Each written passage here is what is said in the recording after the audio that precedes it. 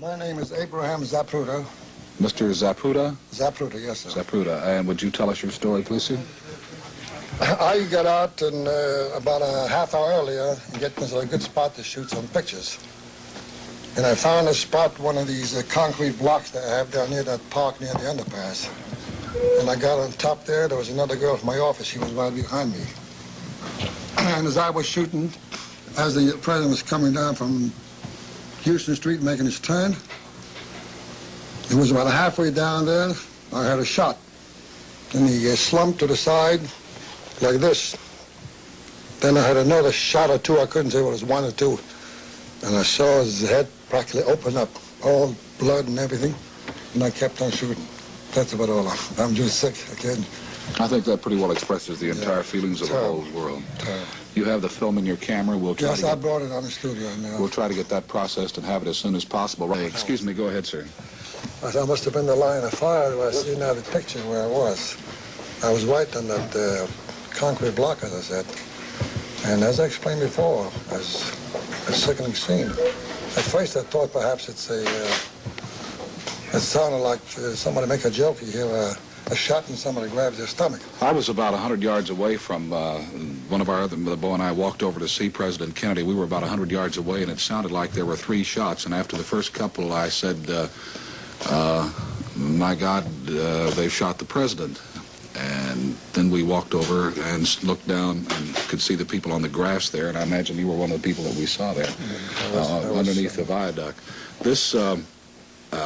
This happened this afternoon about, what time, 12:35. The president died. Something like it. The president died at 1 o'clock. They sounded like, at first they sounded like firecrackers, and somebody next to us said they're shooting off fireworks, but then we realized, it didn't take but a minute to realize that they were loud reports, and for those of you who are familiar with hearing a rifle shot, it was a recognizable sound. The videotape that we have, Bobby, what do you have now? Okay, that completes the videotape coverage for the moment. We will have film back in about 15 minutes of the arrest of a person who could be the person who shot the policeman or the Secret Service man or Conley or President Kennedy, and we'll have that in just a moment. Now let's go back to ABC in New York.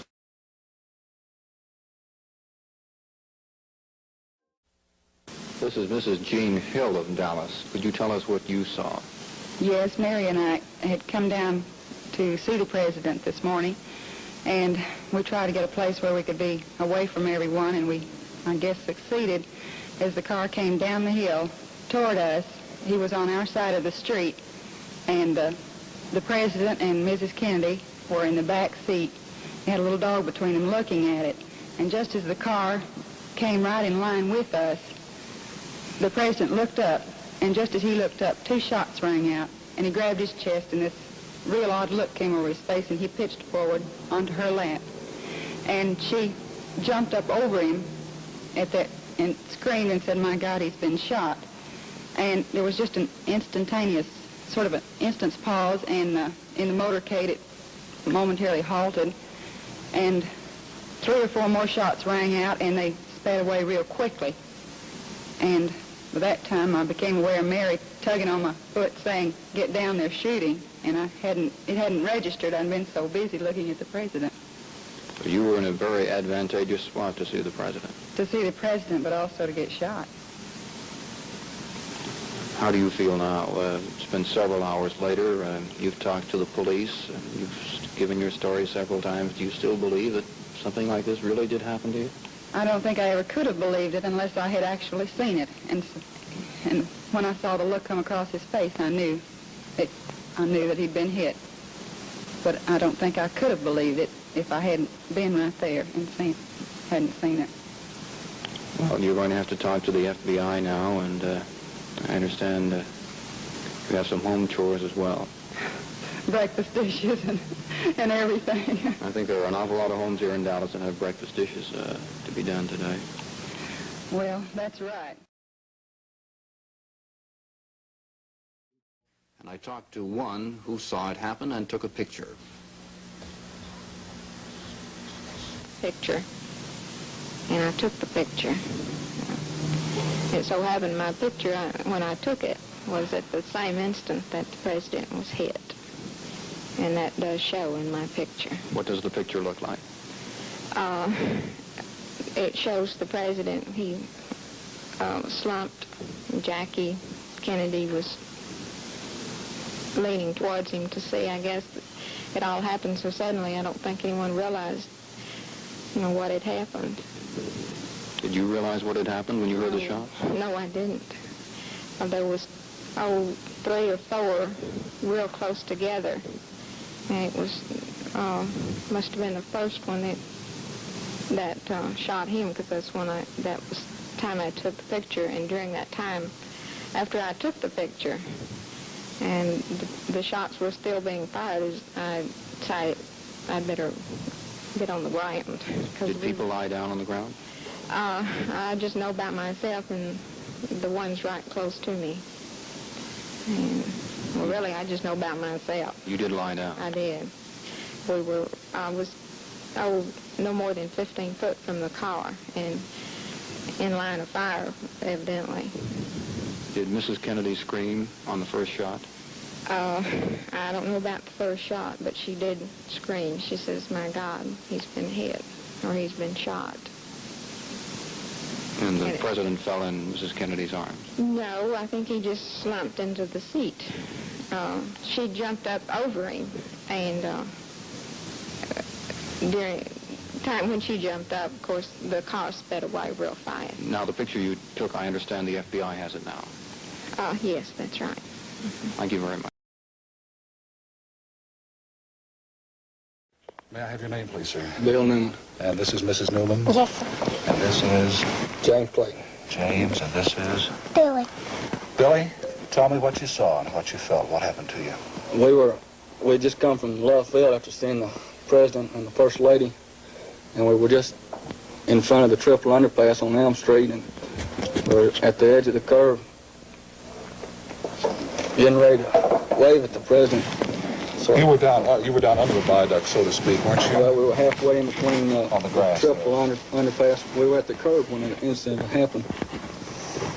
But the president's car was some 50 feet still yet In front of you? in front of us coming towards us, and we heard the first shot, and the president, I don't know who was hit first, but the president jumped up in his seat, and I thought it scared him. I thought it was a firecracker because he looked, fear.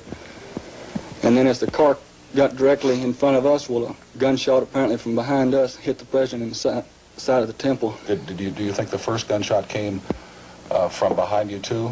I think it came from the same location. Apparently back up on the mall. I don't know what you call it. For the benefit of nomenclature, all you folks have gone out under the viaduct, and as you turn, going under the viaduct on the left-hand side, there's some grass. Do you think the shot came from up on top of the viaduct toward the president? Is that correct? Yes, sir. Not on the viaduct itself, but up on top of the hill, a little mound of ground there, the garden. How far away would you say that is from where the president was? A couple of 300 yards, something like that? Well, I have no idea because I didn't see where the gunshot come from. We were looking directly at the president when he was hit, and he was more or less directly in front of us, and we didn't realize what happened until we seen the side of his head whenever the bullet hit him in the head. Did you see the blood coming from the president's head? Yes, sir. We seen that. I seen. I don't know if my wife did. I seen that. Did Oh, you? yes, sir. It was awful. It is awful. That's all. That's. What kind of work do you do, sir? I'm a construction worker, electrician. Is this the first time that you have seen a president of the United States? Did you see him when he was here before in 1961? No, sir. No, sir. You're a housewife. Yes, sir. Took the day off to come downtown and see the president. Yes, sir, we did. We wanted our children to see it. Were you in the line of fire? I remember vividly whenever I walked over and looked over the banister there and saw across the street that you were down on the ground so that to keep out of the line of fire. What was the first thought that struck your mind? Oh, I thought it was a firecracker, and I saw the blood, and I had the baby, and I just ran, and I got on top of him and laid on the grass. It just scared me. It was terrible. Did you see anyone else hit besides the... Governor Conley was kind of turned to the side, and he grabbed his stomach. Okay. Thank you. Jerry, if anything else comes in, we had a report, and I'd like to say here, for the benefit of you folks who are tuning in, who have tuned in late to watch Julie Bonnell's show, that we interrupt the program, and our program will be interrupted all day because it is apparent now that President Kennedy has been shot. We have no word in our newsroom, but we are standing by in our newsroom, and would you work as a runner with the newsroom, and as anything comes in, and if you get into the boys that come in that have been gathering the news, please bring them in so that we can have them on the air. Here is another word. We know, as we carried here, and all the stations carried this morning, the President spoke this morning in Fort Worth. He flew to Dallas, and that coverage was on. He landed here about 1:30, between 1:35 and 1:40. Vicki, did you get the coffee for the people? Bring it on in. He was to deliver a speech at 1 o'clock this afternoon, and he was on a motorcade and only about, I guess, 2 or 3 miles from where he was to make the speech in the Trade Mart whenever this terrible, disastrous thing happened, and it happened in our city. Secret Service agents that were in the car immediately began following the president. They pulled automatic rifles. I was an eyewitness to one of the policemen standing there behind a light pole, and you'll excuse me if I'm frustrated, you would be too, standing there with a pistol in his hand. The bubble of the president's car was down when the shots rang out. In fact, if I remember correctly, when they took off from the airport, there was no bubble on the car. The president slumped over in the back seat, face down. Conley lay on the floor of the rear seat. Wounds in the governor's chest were clearly visible. This is from the United Press. The wounds indicated that an automatic weapon was used. 3 loud bursts of gunfire were heard before the president and the governor fell. Just a few minutes before, Jerry Haynes and I, the president smiling and his lovely wife smiling. Do you have any idea which direction? I'm sorry, I forgot your name. I forgot my name at this stage. Newman. Mr. Newman, do you have any idea which direction? Would you like to go ahead? Go right ahead. I'm so sorry that you're so upset, and I hope we're not prevailing upon your good nature to have you here, except with the news like this. Mr. Newman, do you have any idea which direction the shots came from that hit the president or Conley? Did you say that one of the shots came from one direction and one from another, it seemed like? No, sir. Actually, I feel that they both come from directly behind where we were standing. Right behind you. The president, it looked like he was looking in that direction. I don't know whether he was hit first. Apparently he wasn't. It looked like he jumped up in his seat, and when he jumped up, well, he was shot directly in the head. And I don't know what you call it, the mall behind us, but apparently that's where he was. I know that a few minutes after that, when I came over there and asked you people if you would be kind enough to come over and be on our station today, I know that the police were all taking off up the ramp and over. Everybody was going in that direction. Toward yes, the railroad. Yes, sir. Cars back over in there. I just hope the man that shot the president, I just hope they don't kill him. I hope he lives. I hope he just lives. And that's all the comment. The presidential advisor. Excuse me. Jerry Haynes, you know Jerry, our Mr. Peppermint. Jerry and I were within 100 yards of where the president was shot. And Jerry, you'll have to, there's another mic here somewhere. Can we excuse our impromptu, here we go. Can we turn this, is this one on now, Bobby? On the Associated Press, someone had asked one of the presidential advisors or companions for any news, and he refused to comment. They asked if he had been wounded fatally. And this was about 5 minutes ago. That came over about the same time I brought that bulletin in. Do we have a report yet from Parkland Hospital? Is there any word from there? No, not yet. Vicki, will you check in the newsroom and see if any of the newsmen are there? See if Are we on tape or on there? we're both. We're on the air now, and we are taping the program too. Your first appearance on television, I take it? Yes, sir. It's my And isn't it a shame that it's under the conditions that we're under now? Yes, sir. It's a shame. When I first looked over the balcony to where the chaos was taking place, this gentleman and his wife and 2 children were on the grass. Now, once again, if you joined us originally when we cut into the program about a quarter to 1 o'clock, you heard his statement. Mr. Nunley, would you tell us once again exactly what... Mr. Newman, I'm sorry. Look right there. Mr. Newman, will you tell us exactly what you know Well, my wife and my two sons were standing at the curb looking at the president approaching us, and we heard a blast, and the president looked like that he jumped up in his seat, and by that time he was directly in front of us, and then we seen him get shot in the side of the head, and he fell back in the seat, and Governor Connolly was holding his stomach. And the shots were almost simultaneously, weren't they? Yes, sir, they were probably 10 seconds apart. Do you know who fired the third shot? I didn't hear a third. I don't recall a third shot. There may have been. My family hit the ground, and I don't recall a third shot. I just couldn't. I'm not certain of that. I do know I heard two shots. Yeah, I heard three. I know You there were heard three. Well, yeah, I said to Jerry after the second shot, I said, my God, those are gunshots. And sure enough, they were, unfortunately. Let me bring you up to date now.